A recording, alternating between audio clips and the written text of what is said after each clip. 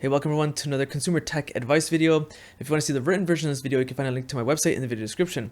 So I apologize in advance some of the humming background noise you might be hearing because I'm on my desktop for this video to show the issue with Windows 10, and I'll be one of those people facing this issue coming up. Specifically because if you go to the official Microsoft website, Windows 10 support ends on October 14th, 2025, which is not exactly true. I'll talk about that later on. However, the problem with this statement is that there's a lot of information that's not communicated well enough, including from Microsoft. And again, I'll share all my source links from Microsoft themselves and how they're guilty of this as well. Because a lot of the information that's on the internet says like, oh, you need TPM 2.0 and that's it to support Windows 11. That's only half the truth, and Microsoft states that quite often. It's very annoying. The other problem is that if you go to websites like YouTube or even just the internet in general, and if you type in something like Windows 10 die or dead or whatever, the amount of videos you'll get that's saying Windows 10 is dead, Windows 10 is dying this year. Even Muda is in on this. Another Indian guy here in Southern Ontario is in on the clickbait titles. Oh look, Linus Tech Tips sister channel is Tech Quickies doing the same thing. That is incorrect. That statement is 100% false, and I'll explain why again in this video. So I divided up by chapters, and you can skip to the part that's relevant to you. So first and foremost, what is the issue? Why is people up in arms, and how do we ensure that you are aware of what exactly is happening? Are you affected by this or not? Well, the problem is Windows 10 support ends on October 2025, so this year, but there's like an asterisk to that, and I'll discuss that shortly. It's unfair that Microsoft has set requirements for this, except this is not new. Okay, every version of Windows has always had requirements that must be met. It's just that those requirements were so minuscule that they're very easily achievable. This is the first time where we're going to have a tremendous amount of e-waste, which is horrible in the environment. And a lot of people are going to run to the stores, spend hundreds or maybe thousands of dollars, depending on their price tag and budget, on a new computer, which is not necessary, okay? So here's the problem. If you look at myself, I have a $3,000 computer that I built 10 years ago. It does not support Windows 11. If you go to my website link in the video description, in there I'll have all my source links, okay? So Microsoft has an official PC health checking app. You can just download it. It installs within seconds. And if you say, hey, introducing Windows 11, let's see if you're compatible with Windows 11, yes or no, hit check now, I will fail. And you'll see if you look at the results, by going to more details, a lot of these results I meet easily. However, my processor is 10 years old. It's an i7 4th gen processor, 4790K, and of course it does not support TPM 2.0, the chip and the motherboard itself. So I technically cannot run Windows 11. I say technically because I can, but those are for later videos. And this is the problem. The requirements to run Windows 10 have never been this strict. And this is the part that I dislike, is that a lot of people are like, oh, you need to reach TPM 2.0. But no, your processor has to be compatible as well. From my understanding, if you're running like an i3, i5, i7 chip, and I could be wrong on this, it needs to be an 8th gen or newer. So my computer is 10 years old. I can edit 4K videos. I can play a ton of video games on them. Not the most robust AAA games by today's standards, but plenty of 3D like GTA 5, I can run Red Dead Redemption on it, I can edit 4K videos. Like, my computer cost $3,000. I'm very happy with it, okay? I feel even worse for people that got a 7th gen processor, so their processor is only like 7 to 6 years old, and they're stuck in the same problem as me because they don't meet the requirements. It's just total garbage from Microsoft. So while on this app, if you click more about supported CPUs, this is not easy to find. You have to dig around through it and really look at the Microsoft documentation. And then if you scroll down slightly to processors, then list of approved CPUs, it still doesn't exactly list it out that easily. Like, this is not easy for people to understand. Like, if you look at this stuff, non-tech savvy people look at this and just be like, it's a bunch of gibberish and garbage. If you look over on the left and you scroll down to Windows 11, and let's say Intel and AMD, because it's the most popular, Qualcomm, not too concerned with, this is where you have a gigantic list. So for me, I'm Intel based. If I type in 4790K, it will not show up, okay? There I validated that I'm not supported. And the same thing on the AMD side. So a link to all these things that I'm using will be in the website article, and a link to the website article will be in the video description. So the Windows 11 requirements are a little hard to understand, even for tech-savvy people, because they'll quickly go over these things and skip this bit of wording. Like, we're all human here. So if you look at this, compatible 64-bit processor, some people will overlook having to click this.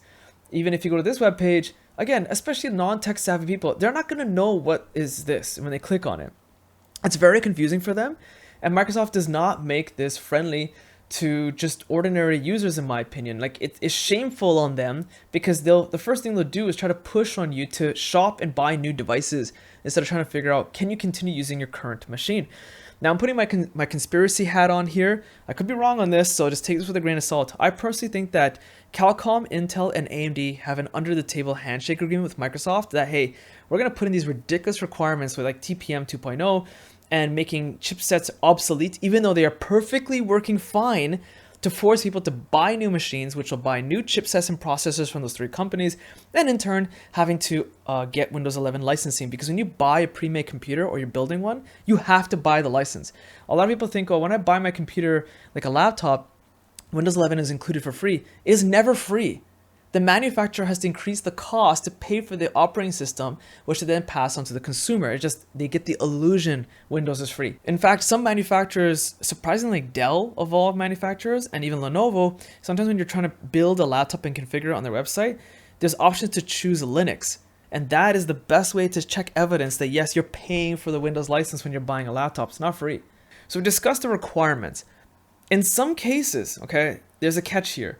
Your processor might meet the requirements, but it might say, hey, you don't support TPM 2.0 because you might have to reconfigure your BIOS settings. Now, for non-tech savvy people, this is a little scary, but honestly, it's not that bad. You'll have to research how to do this because every computer manufacturer and every custom-made PC, the BIOS settings are different, and how you boot into the BIOS is different. Some computers you have to hammer delete when it's booting up. Some is F12, some is F2. So those BIOS configuration things, I found a great Reddit post. Again, I'll put a link to that in my website in the video description, where people are giving a bunch of suggestions on what to do. And this is what I mean. There's a huge community online of people trying to help each other make use of their machine, so they don't think they have to discard it or get a new one. Do your research, but basically you'll have to make sure that UEFI settings boot mode is set up. You might have to enable secure boot mode, and it's possible that you have TPM 2.0, it just hasn't been enabled, along with UEFI mode. Those things had to be enabled, and you can check that in the BIOS if it even exists or not. So do your research. If you're still stuck, I suggest going to Reddit and asking forums on how to do that. There's plenty of people willing to help with that. So it's possible you can support Windows 11, you just don't realize it based on configuration settings. If you are going to mess with the BIOS, it's not as bad as people think, because you can always, there's usually a button that says reset to defaults. So if you do something wrong, just hit reset to defaults and you go back to the default settings. Or if you're making one or two changes, just note down, like take a picture with your phone and note down what changes you made. Apply the changes. If it doesn't work, go back into the BIOS and just look at your phone and revert back to the changes that you did. So that's another method. So there we've covered all the actual true requirements of Windows 11. Not that easy, especially when it comes to finding out about your processor information. So now we've covered all the information about Windows 11 requirements, including the processor stuff. Use the PC Health Check app. It's the easiest thing you can do. Now, the whole deception and lie, which I'm using hard language here, these videos are lying as well as tech new websites saying, yes, Windows 10 is going to die. That's 100% false. It is not going to die for two reasons. First and foremost, for those of you who are not tech savvy, you'll actually think your computer will stop working. It will not. Windows 10 will just keep running. What's not going to happen is you're not going to receive any updates whatsoever. That means feature updates like new GUI interfaces, even though Windows 10 and 11 turned to garbage. And you will not, most importantly, receive security updates. And so Windows 10, your machine will still run. It's not going to just shut down and die. That's not the case. Should you continue doing that? Because I've seen some forum posts, people are like, well, I'm still on Windows 7, I hate Windows 10, and I don't care. That's a bad idea. Please don't do the same thing with Windows 10. And the reason being is because some are like, well, I still have antivirus, so who cares? It's still running on my old OS. Some antiviruses will continue to run for a few years after Windows 10 expires. Some will not. However, a lot of people misunderstand, and I've worked on enterprise level as manager of IT and security, senior manager of IT and security. I can tell you this right now. Antivirus and EDR will not protect you, okay? Sometimes your computer will have vulnerabilities. These are not malicious software installed in your computer. It's just sometimes there's like a bugs or a backdoor in the code inadvertently made on Windows, and Microsoft patches it with security updates. So bad actors or hackers, whatever you want to call them, can get into your computer and exploit that and make use of that vulnerability or bug on the operating system, except an antivirus won't catch that. They'll be like, nothing's wrong here, everything's fine. I don't see any malicious software in here, because they're making use of a backdoor on the operating system.